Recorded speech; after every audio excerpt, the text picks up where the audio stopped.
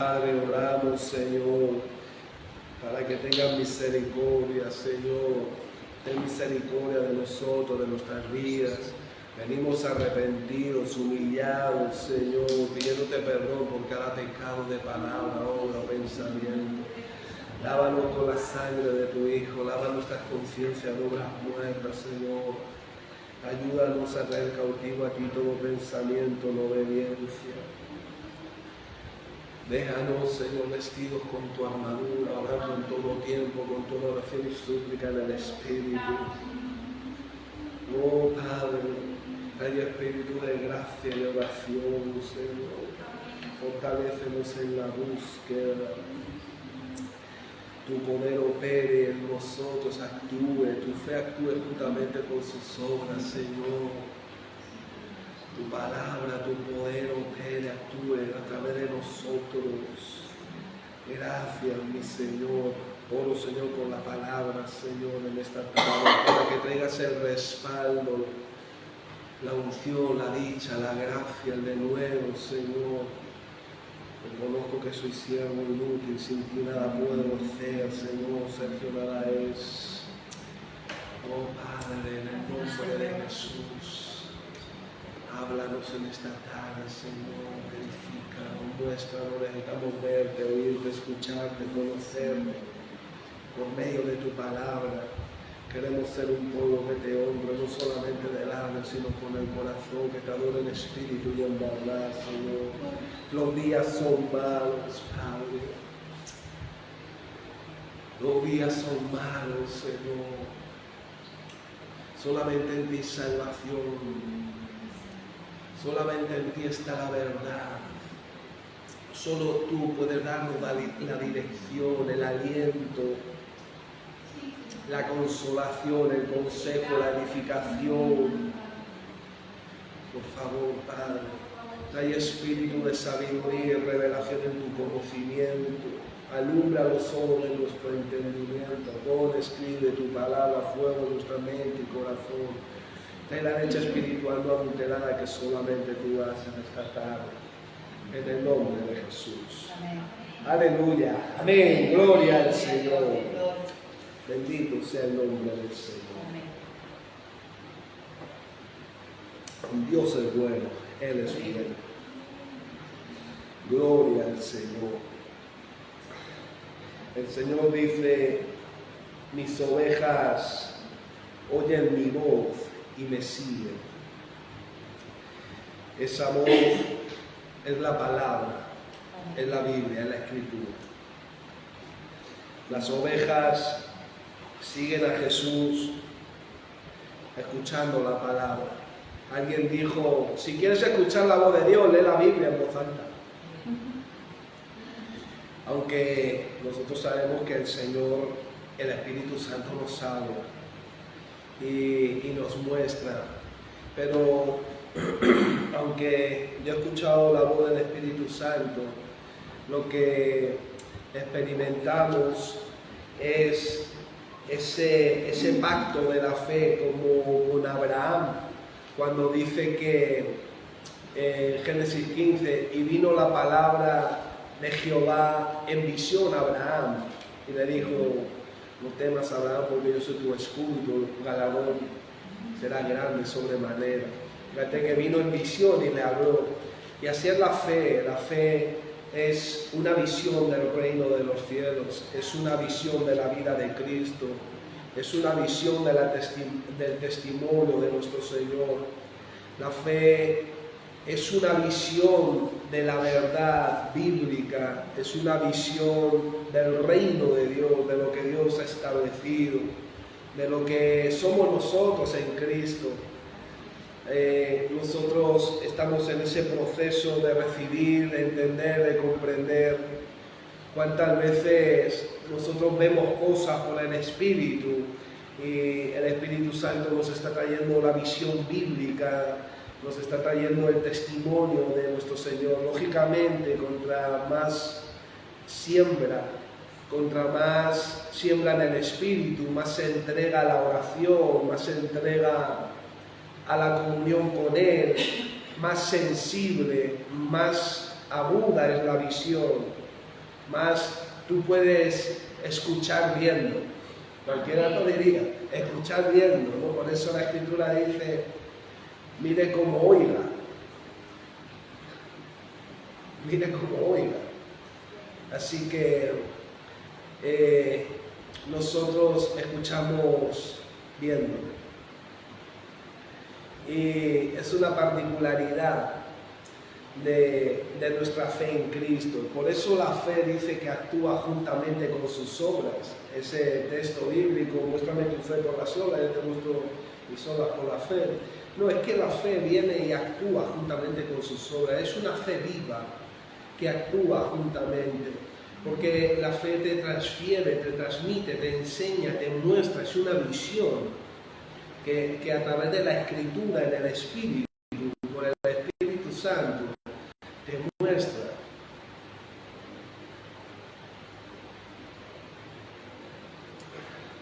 Por eso, antes de estar con el Señor, abríamos una Biblia y no entendíamos. Y luego, según ha ido pasando los años en Cristo, con el Espíritu Santo, usted no solamente va comprendiendo, sino va más allá de la comprensión. Usted está viendo. El texto escogido para esta tarde se encuentra, vamos a leer los textos, en principio vamos a leer en el capítulo 6 de Lucas.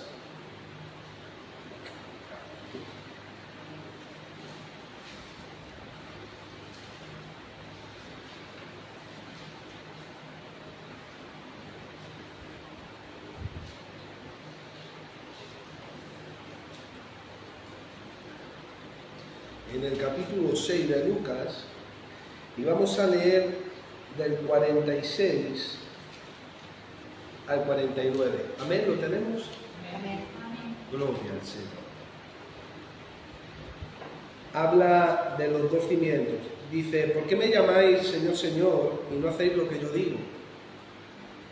Todo aquel que viene a mí y oye mis palabras y las hace, os indicaré a quién es semejante. Semejante es al hombre que al edificar su casa, cavó y ahondó y puso el fundamento sobre la roca. Y cuando vino una inundación, el río dio con ímpetu contra aquella casa, pero no la pudo mover, porque estaba fundada sobre la roca. Mas el que oyó y no hizo, semejante es al hombre que edificó su casa sobre tierra, sin fundamento, contra la cual el río dio con ímpetu y luego cayó, y fue grande la ruina de aquella casa.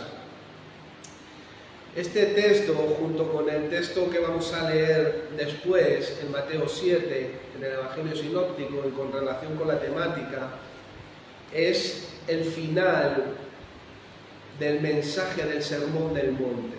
O sea, es decir, todo va a recaer sobre este último pasaje. Por eso dice, el Mateo dice, cualquiera que escuche estas palabras, lo compararé.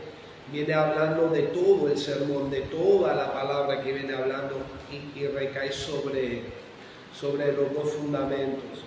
Ustedes saben, iglesia, que aún la carne se opone al Espíritu Santo. Nosotros, bueno, yo creo que todos los que estamos batallando, resistiendo, andando en la fe, por la gracia y favor del Señor, vemos que hay algo en nosotros que va en contra de Dios.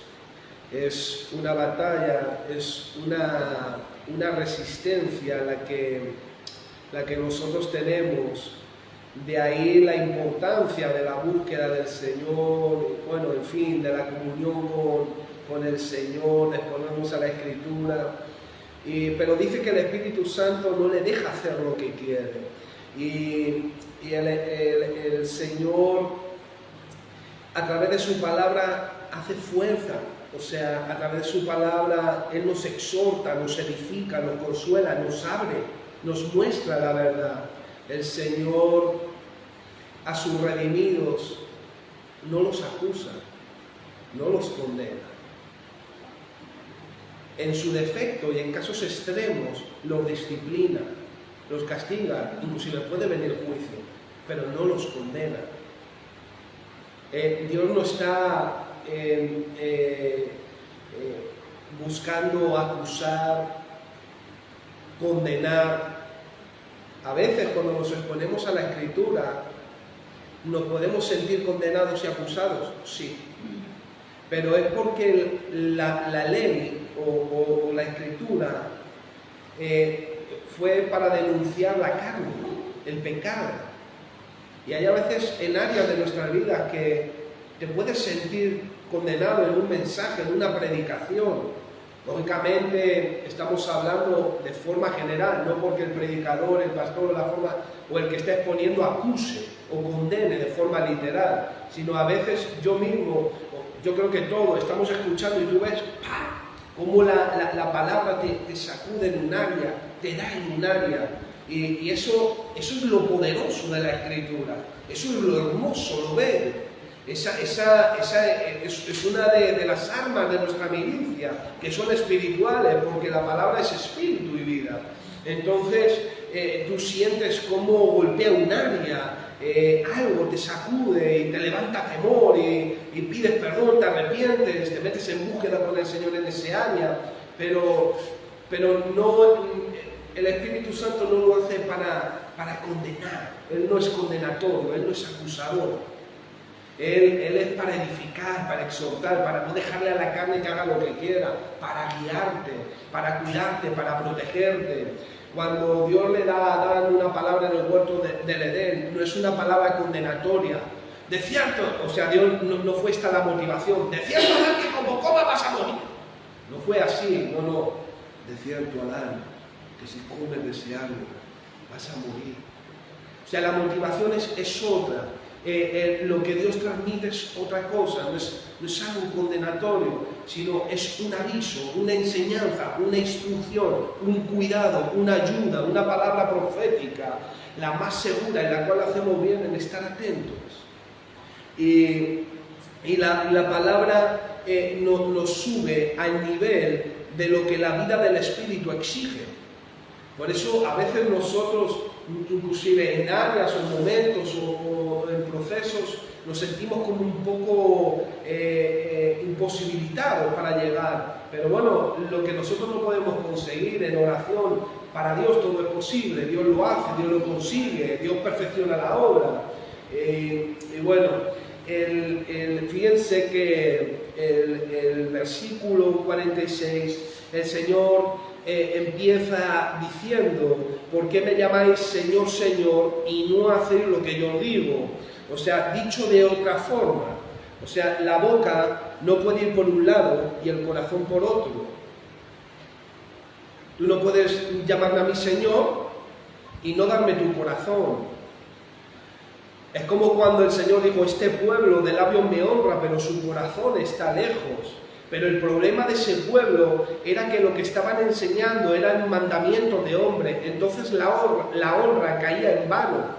Esa honra carecía de sentido, era vacío, era una honra vacía. Es como si te doy un vaso para beber y no hay nada dentro. Es como si yo te doy una honra y carece de sentido, no hay nada dentro, está vacía, en vano. Pero el problema de la honra de este pueblo era que enseñaba como mandamientos, enseñanzas y doctrinas, cosas de hombres, no cosas de Dios, no cosas bíblicas, no de acuerdo a la Escritura.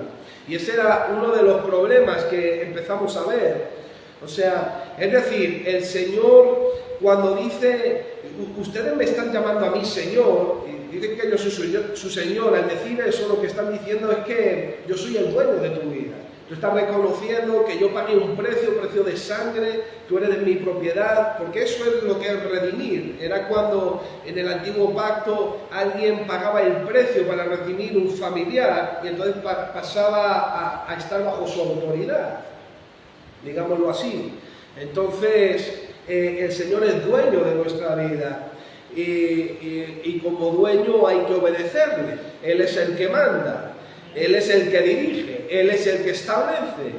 O sea, Jesucristo no solamente es el maestro que nos enseña, no solamente es el maestro que te enseña, sino que también es el Señor que te manda, es el Señor al que tú obedeces, es el Señor al que tú te sometes, es el Señor del cual tú eres deudor.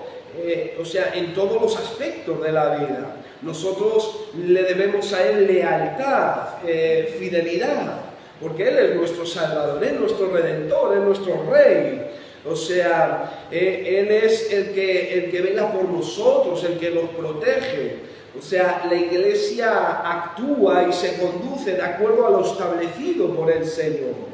O sea, siendo favorecida con todos los beneficios de la salvación en la vida práctica. Así que no solamente es el maestro que te enseña, sino el Señor al que tú le obedeces. Entonces te das cuenta como ya empieza a mostrar dos. O sea, vosotros me decís Señor, Señor, pero no hacéis lo que yo digo. Es decir, vosotros os habéis puesto una enseñanza, escucháis la enseñanza, pero luego hacéis lo que queréis.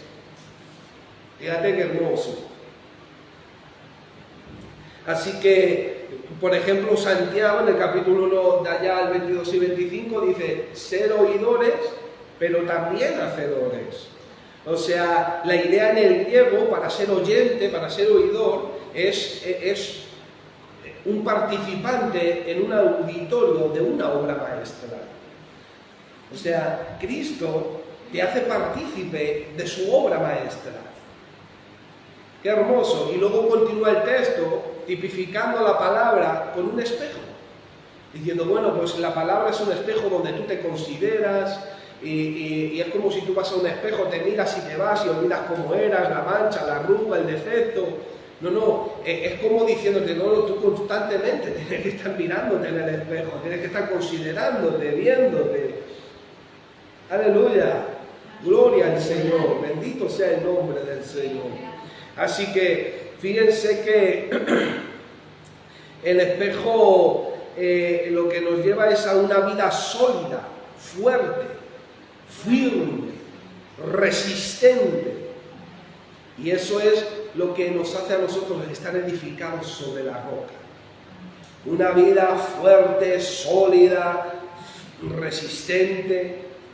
Así que fíjense que en el texto que hemos leído habla que el prudente, de acuerdo al sinóptico de Mateo 7, porque aquí creo que no usa la palabra prudente, si no me equivoco, el prudente cava y ahonda.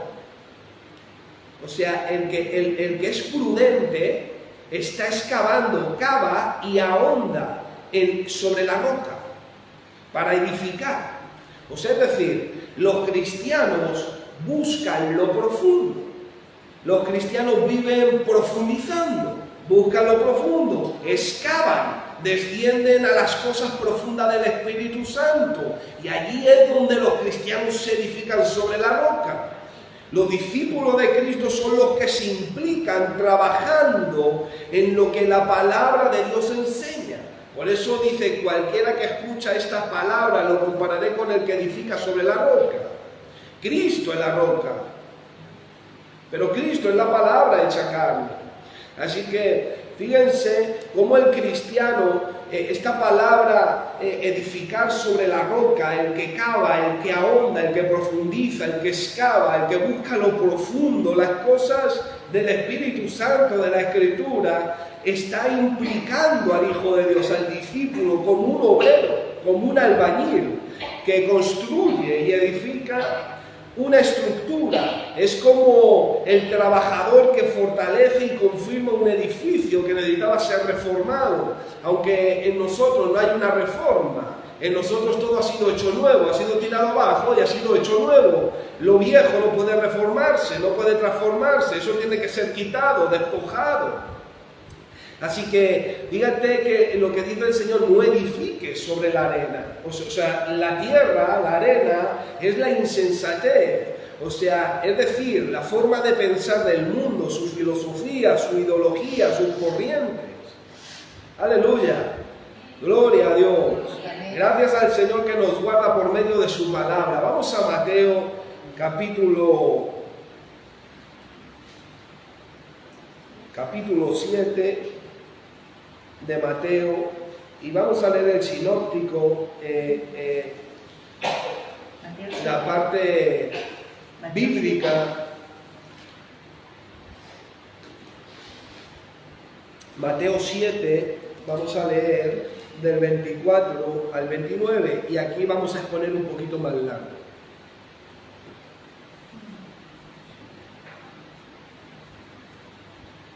Amén. ¿Qué versículo, perdón? del 24 al 29. Cualquiera pues que me oye estas palabras y las hace, le compararé a un hombre prudente que edificó su casa sobre la roca.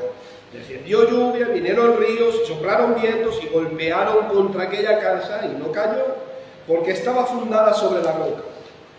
Pero cualquiera que me oye estas palabras y no las hace, le compararé a un hombre insensato que edificó su casa sobre la arena, y descendió lluvia, vinieron ríos, y soplaron vientos, y dieron con ímpetu contra aquella casa, y cayó, y fue grande su ruina.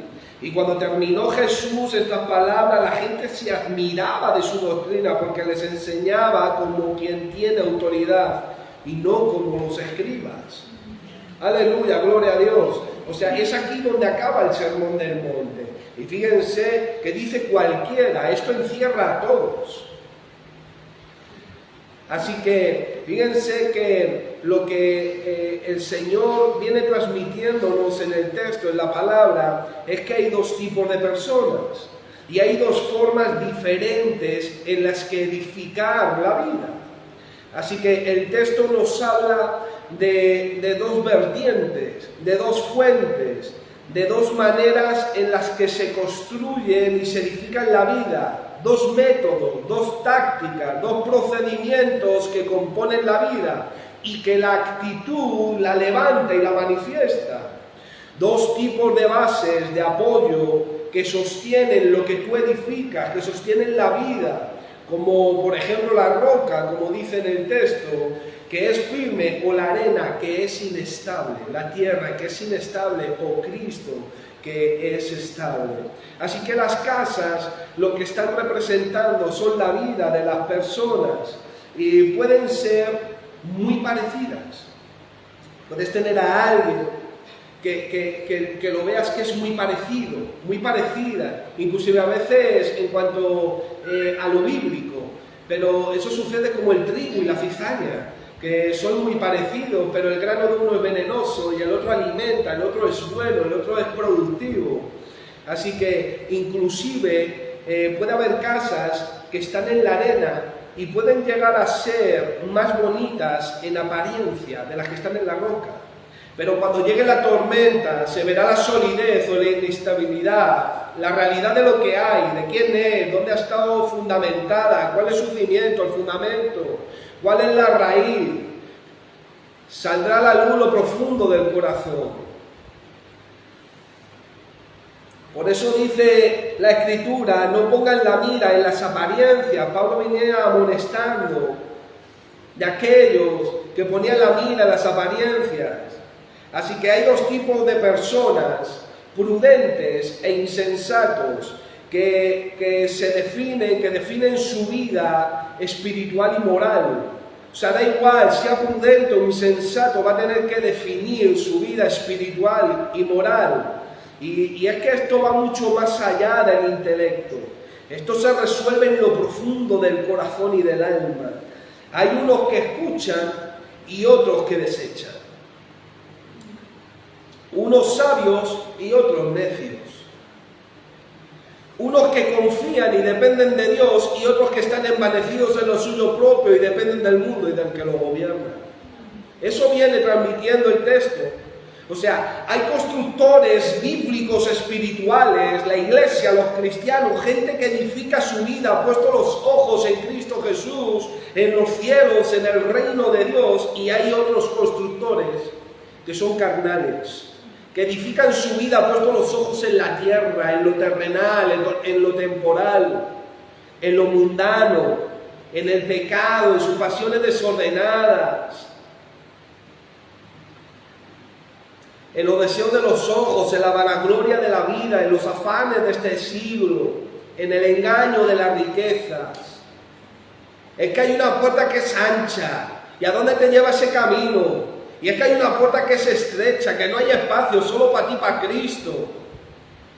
Es que eso es así, pero es que hay personas que sirven a lo material, al Dios mamón, al dinero, personas superficiales que ni cavan ni ahondan, no van a lo profundo, no se esfuerzan, no trabajan, no sirven, no cavan. No quieren ser obreros, no quieren ser los albañiles, los constructores, los que cogen la pala y empiezan a cavar, a trabajar, para ir a lo profundo del Espíritu Santo. Son como aquellos convidados por el Señor al banquete y que no vienen porque en una acción de responsabilidad personal prefieren escoger lo suyo propio. Parecen que hacen lo bueno, parece que edifican sobre la responsabilidad, pero desechan al Señor que los invitó y que los llamó. Y el Señor dice, no son dignos, porque nadie puede ser mi discípulo si no deja padre, madre, hijos, en fin, su propia vida, su casa, su hogar.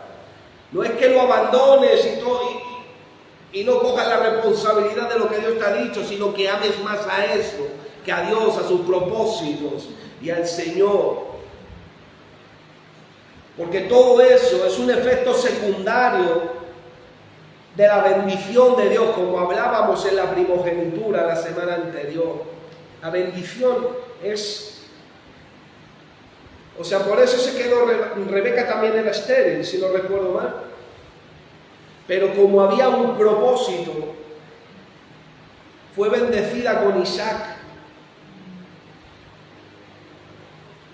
Así que, fíjense mis hermanos, hay mucha gente que está en Cristo, muy cargado, muy cargado, con mucha dificultad. Pero la carga si pesa y si es difícil no es de Cristo, porque su carga es fácil de llevar y es ligera. Lo malo y el problema es cuando lo de Cristo te pesa y te dificulta. Eso es lo triste. Que no puedo, no voy, no asisto, no me encargo. Fíjense, mis hermanos. Así que el texto nos viene mostrando la gran necesidad de cumplir con la voluntad de Dios. Aleluya, gloria al Señor, gózate pueblo, con lo que Dios quiere que hagamos. Y esto va mucho más allá de la observancia de la letra.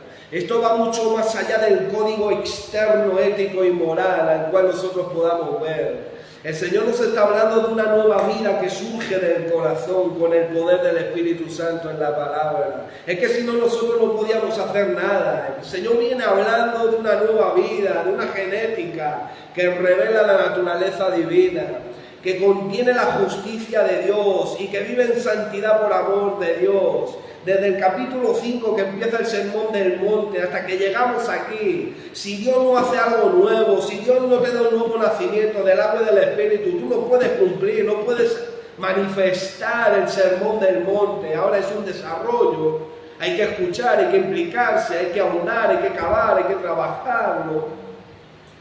Pero la roca, que es Cristo, es el que determina, el que decide, el que define, el que dispone por su palabra sus enseñanzas.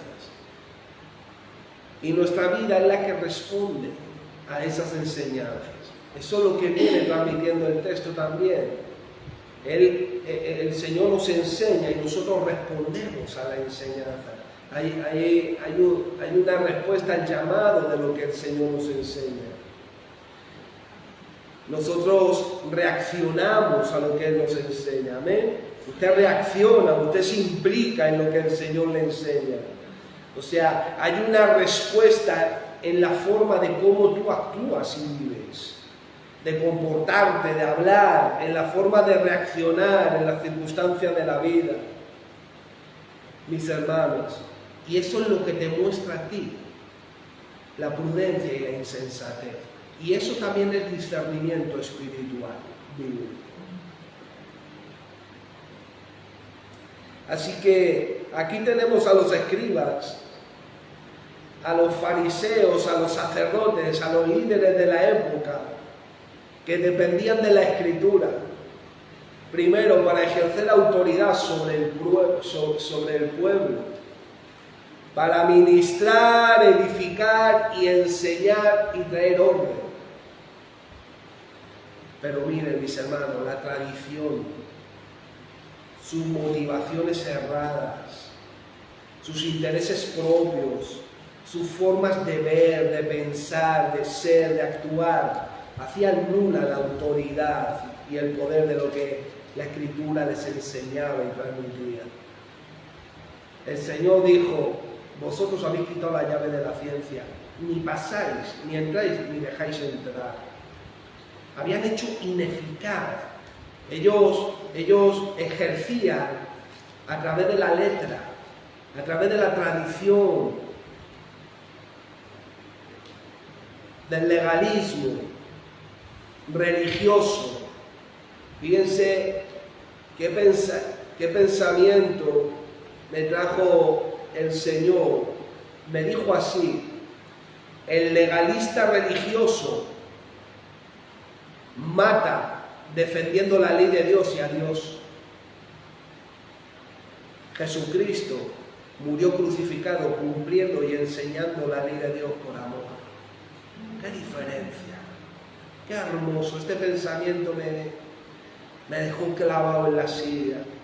El legalista religioso mata defendiendo la ley de Dios y a Dios. Se cree que puede él defender. ¿O no pasaba eso cuando nosotros observamos a los sacerdotes, escribas, fariseos? Por eso mataron a Jesucristo. Este ha blasfemado. Pero la ley le dijo, se resumen en estos dos mandamientos: amarás al Señor tu Dios con toda tu mente, con todo tu corazón, con toda tu alma, con todas tus fuerzas. Y el segundo, amarás a tu prójimo como a ti mismo. Si tú pecas, tú te matarías. Por eso el Señor en algún momento le dijo: bueno, el que esté libre de pecado tire la primera piedra. Y nadie pudo tirarla. Allí tiraron las piedras. Nadie puede.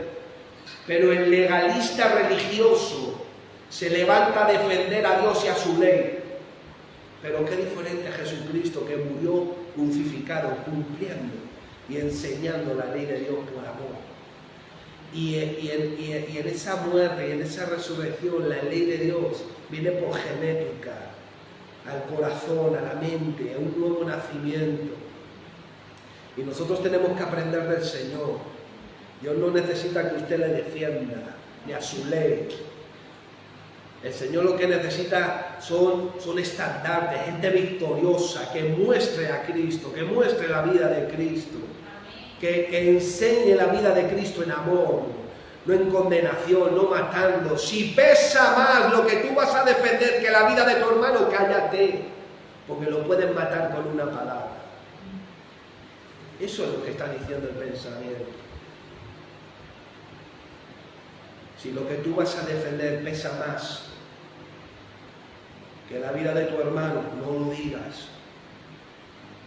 Porque vale mucho más la vida de tu hermano, de tu familiar, de tu esposa, de tu hijo, de lo que tú vas a decir. O no hay palabras que son como espada, dice la Escritura, que matan, que golpean. Son como golpes de espada. Fíjense. Así que la autoridad de Cristo, mis hermanos, la gente percibía una diferencia, y es que la autoridad de Cristo era propia.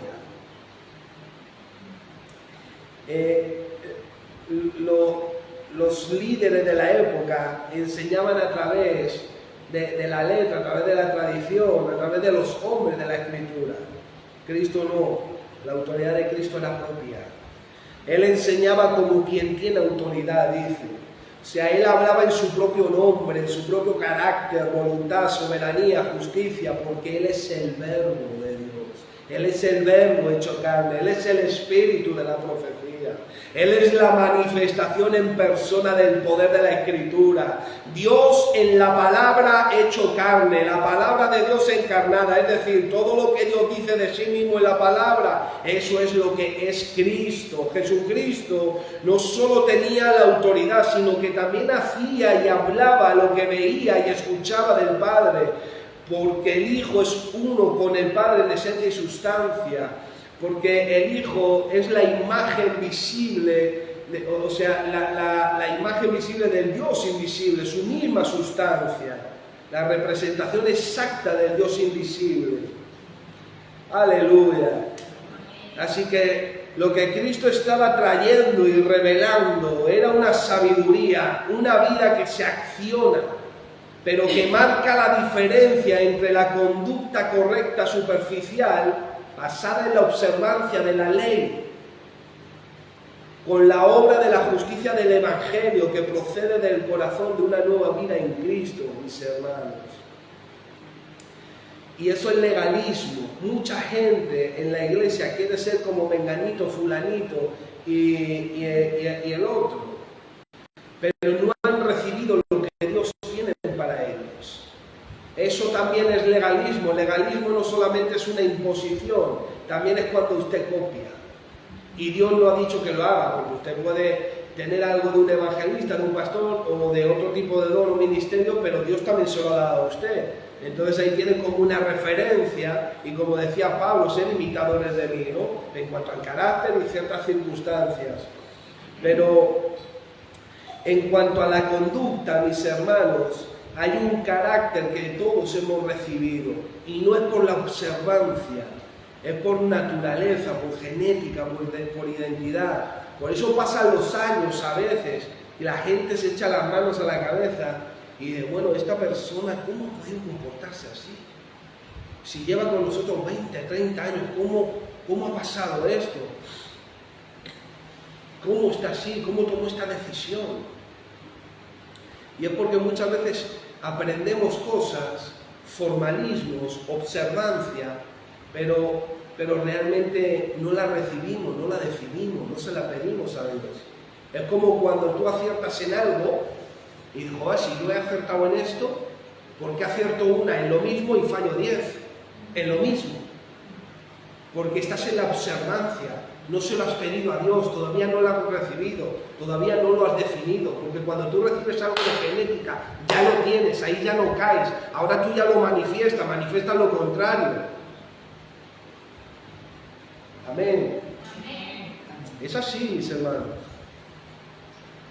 Así que tu forma de ser revela tu relación con Jesús. La forma de ser de la gente revela la profundidad de su relación con el Maestro, con su Señor. La amistad con Jesús está basada en la obediencia del corazón, no en la de la obligación, sino en la de la revelación. Así dijo en Juan 15:15, ya no os llamo siervos, llamo amigos, porque todas las cosas que de mi Padre os las he revelado. Así que el texto nos está enseñando, mis hermanos, ahora, después de lo que hemos hablado y de lo que hemos tratado, ahora lo que está diciendo es, cuidado, pensad lo que estamos hablando, porque hay una tormenta. Y esa tormenta es violenta. Eso es lo que está diciendo el Señor. Los padres dicen, todo lo que yo vengo hablando, todo lo que yo vengo enseñando, es por algo, es para algo. Es como otra palabra del huerto del Edén que te cuida, que te guarda, que te protege. Está diciendo, cuidado, que viene una tormenta violenta. O sea, no sé cuándo, pero viene. O sea, va a haber una tempestad. Y va a haber vientos huracanados, muy agresivos. Las lluvias van a ser torrenciales, al punto en que los ríos se van a desbordar y van a golpear las casas. O sea, es decir, va a haber ataques del enemigo con una potencia, con una fuerza, van a haber tentaciones, van a haber pruebas, van a haber problemas, circunstancias adversas en la vida, muy serias, que van a chocar contra tu vida, como chocarían vientos huracanados, ríos desbordados, va a pasar eso. Van a chocar contra tu vida, eso es lo que estaba transmitiendo el texto, el Señor en el texto. En algún momento eso va a suceder, o pudiera suceder. Así que, y eso va a golpear y va a empujar, y lo que va a intentar va a ser tirar al suelo la casa, intentar tirar al suelo tu vida, intentar destruir todo lo que tú has construido. Y si no estás sobre la roca y estás sobre la tierra y en la arena, da igual, tu vida o cualquier área, eso va a caer, no se va a poder sostener. Eso es lo que el texto viene transmitiendo. Así que Dios va a examinar. Y saben una cosa, mis hermanas, mis hermanos, a veces vemos vidas. Usted sabe cuando una casa se derrumba y usted ve una mezcla de ladrillo, de sello, de yeso, de repente ve el váter ahí picado, ve azulejo, ve la lámpara. O sea, cuando un edificio se cae, todo se mezcla y hay un revoltijo. Y a veces se ve eso en las vidas, un revoltijo. Y yo me pregunto, ¿cuándo fue su ruina? ¿Cuándo fue su caída?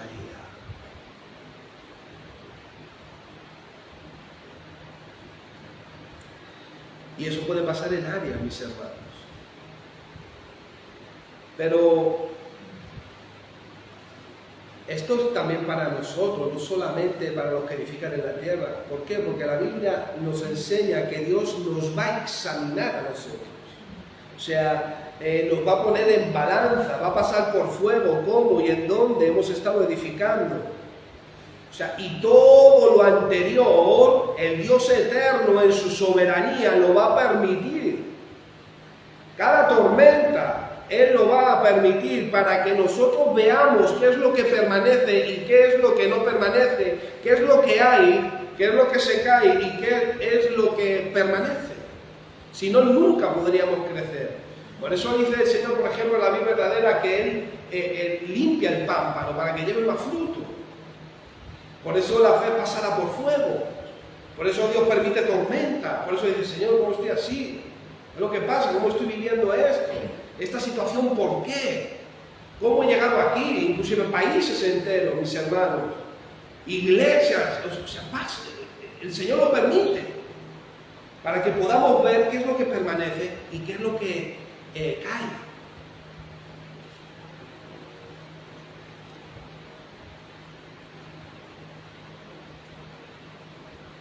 ¿Qué es lo que está asentado y edificado sobre la roca? ¿Y qué es lo que está asentado y edificado sobre la tierra, sobre la arena? Por ejemplo, en Isaías 28, 16, porque la tormenta, mis hermanos, también nos habla del juicio y de la ira de Dios. Porque eso a nosotros no nos gusta pintarlo. Nos gusta solamente pintar un cuadro en el amor de Dios, pero Dios también tiene santidad, tiene justicia. Dios tiene unos propósitos con los que quiere servir con nosotros. Fíjense en Isaías 28, por ejemplo.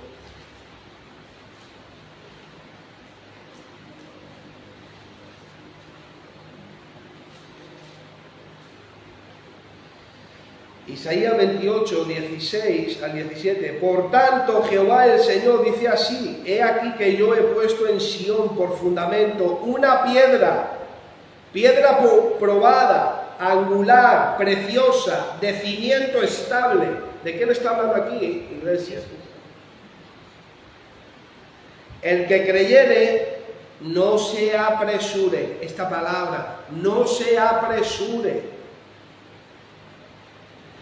Y ajustaré el juicio a cordel, y a nivel la justicia, y granizo barrerá el refugio de la mentira, y aguas arrollarán el escondrijo. O sea, es una edificación errónea, falsificada, medrada, puesta en los hombres, en cosas de los hombres, en las costumbres de este mundo, en los rudimentos de los hombres que no son según Cristo. Fíjense, por ejemplo, Ezequiel capítulo 13, y ya vamos a ir acabando.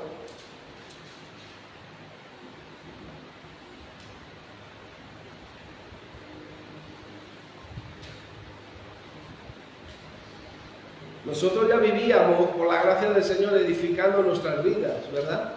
Pero ahora nos están entrando más ganas. Y fíjense, capítulo 13, versículo 10 y 13. Sí, por cuanto engañaron a mi pueblo diciendo paz, no habiendo paz. Y uno edificaba la pared, y he aquí que los otros la recubrían con lodo suelto. Di a los recubridores con lodo suelto que caerá. Vendrá lluvia torrencial y enviaré piedras de granizo que la hagan caer, y viento tempestuoso la romperá. Y he aquí, cuando la pared haya caído, no dirán: ¿dónde está la embarradura con que la recubristeis? Por tanto, así ha dicho Jehová el Señor: haré que la rompa viento tempestuoso con mi ira, y lluvia torrencial vendrá con mi furor, y piedras de granizo con enojo para consumir. Por eso dice 2 Corintios 3:15, cada uno mire cómo sobreedifica. Dios es el que da el crecimiento, dice. Así que esto, mis hermanos, es una palabra para continuar haciendo la obra del Señor en usted. Usted es una constructora, un constructor que está trabajando, edificando, cavando, ahondando, estableciendo en el fundamento, en el cimiento, en la roca. Pero recuerden que la prudencia de Mateo 25 era mantener las lámparas encendidas y las vasijas llenas. La insensatez eran las lámparas medio apagadas, las vasijas medio vacías, porque iban a los que vendían. En este caso, la prudencia es atender a la palabra, es atender al diseño escritural, es someternos, buscar. Y ahí, mis hermanos, mis hermanas, o sea, no es que da igual, pero cuando golpeen las pruebas, las dificultades, a usted no la van a poder tirar. Por eso usted hoy está aquí, porque edificó en Cristo, edificó sobre la roca y pasó muchos problemas, pasaste muchas dificultades, pero mire dónde está, adorando en la presencia de Dios, adorando en el poder del Espíritu Santo, estando en los últimos tiempos, viendo una apostasía terrible, y aquí está usted, sentada, adorando, buscando de Dios, sedienta del Señor, anhelando lo del reino de los cielos, porque edificó sobre la roca, porque atendió a la Escritura. Podrá tener sus fallos y sus defectos, como todo, pero aquí está, edificando. Así que nos gozamos en el Señor y le damos las gracias a Dios por su palabra. Continuemos edificándonos sobre la roca. Aleluya. Gloria al Señor. Amén. Gloria a Dios. Damos por concluida la escritura, la palabra.